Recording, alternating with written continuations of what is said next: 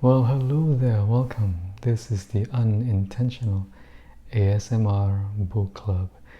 If you're new here, welcome. You're just in time for the bedtime stories. Tonight's book is called Coraline. This is by Neil Gaiman. This will be the second reading. It's a continuation of the first reading which I've done previously. So let's continue from where I left off. Let's begin. That night, Coraline lay awake in her bed. The rain had stopped and she was almost asleep when something went t-t-t-t-t. She sat up in bed. Something went creak. Coraline got out of bed and looked down the hall, but saw nothing strange. She walked down the hall. From her parents' bedroom came a low snoring. That was her father. And an occasional sleeping mutter. That was her mother. Coraline wondered if she dreamed it. Whatever it was, something moved. It was little more than a shadow, and it scuttled down the darkened hall fast, like a little patch of night. She hoped it wasn't a spider. Spiders made Coraline intensely uncomfortable. The black shape went into the drawing room, and Coraline followed it a little nervously. The room was dark. The only light came from the hall, and Coraline, who was standing in the doorway, cast a huge and distorted shadow onto the drawing room carpet. She looked like a thin giant woman. Coraline was just wondering whether or not she ought to turn on the lights when she saw the black shape edge slowly out from beneath the sofa.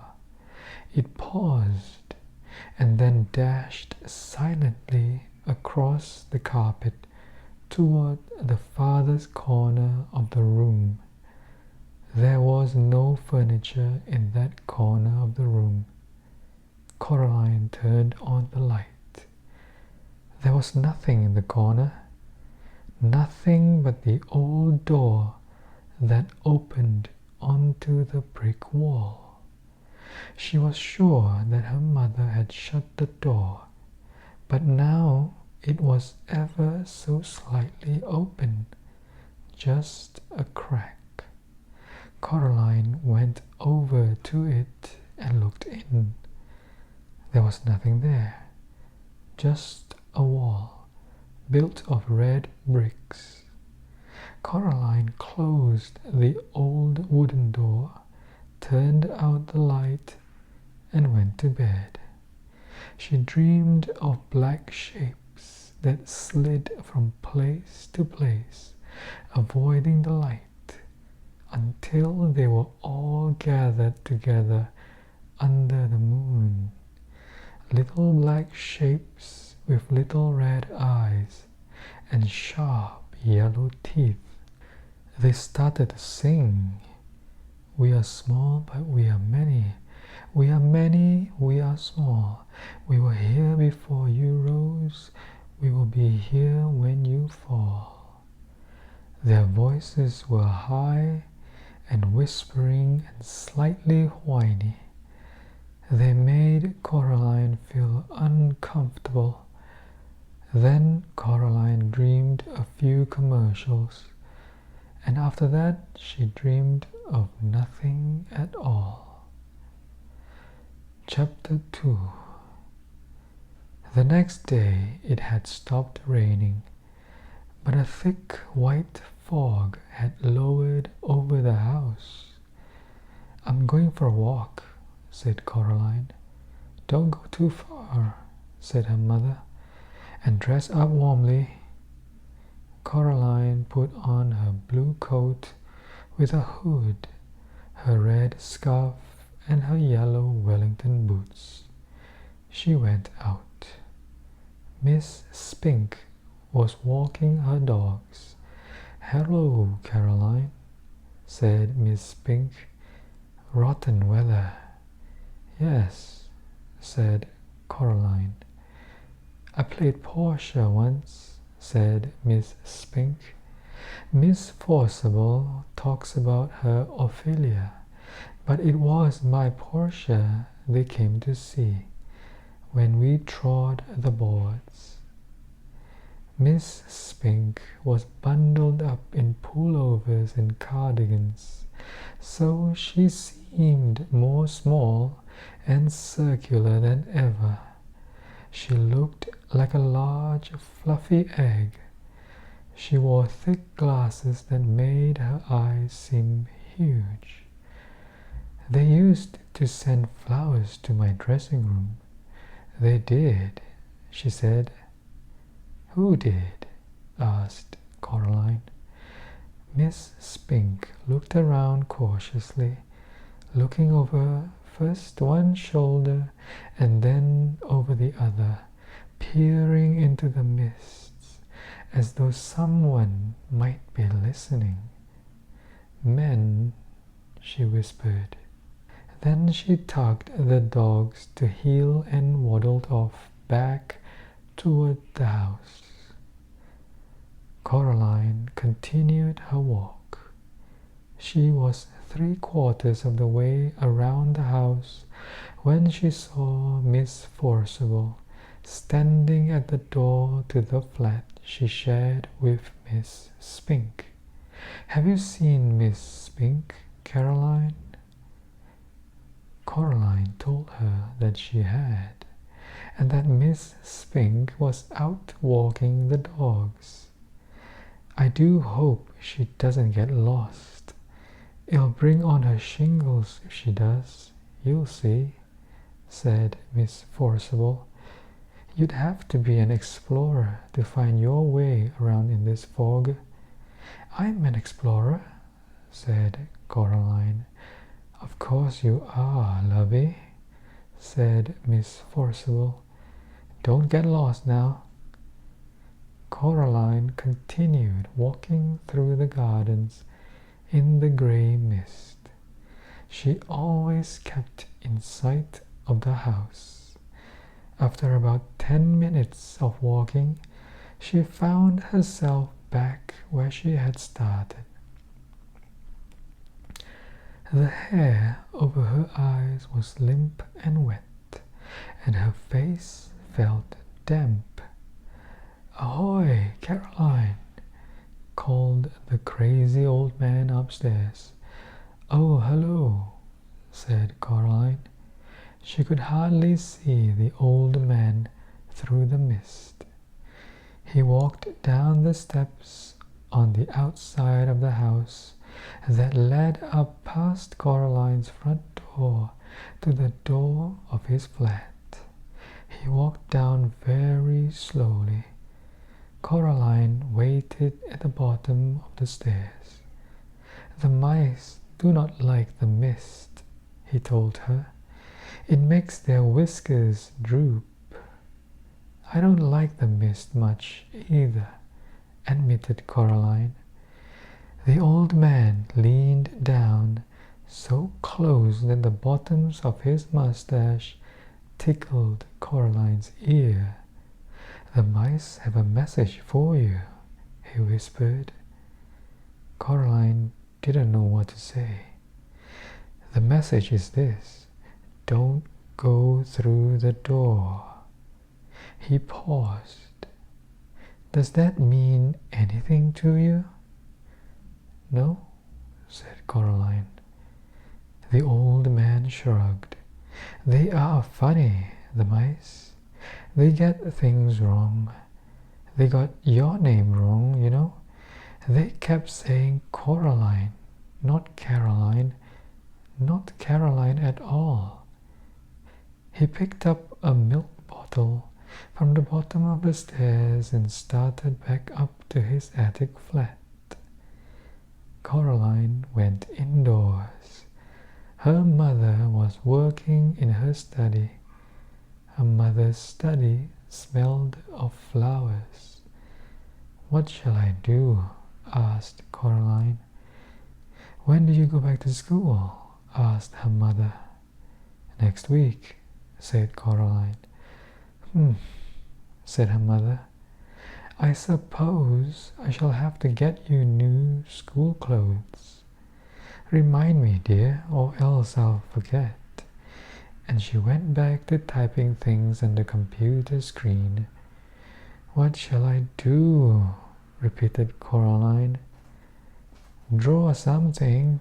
Her mother passed her a sheet of paper and a ballpoint pen. Coraline tried drawing the mist. After 10 minutes of drawing, she still had a white sheet of paper with M-I-S-T written on it in one corner in slightly wiggly letters. She grunted and passed it to her mother. "Very modern, dear," said Coraline's mother. Coraline crept into the drawing room and tried to open the old door in the corner. It was locked once more. She supposed her mother must have locked it again. She shrugged. Coraline went to see her father.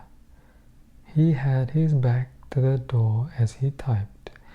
"Go away," he said cheerfully as she walked in.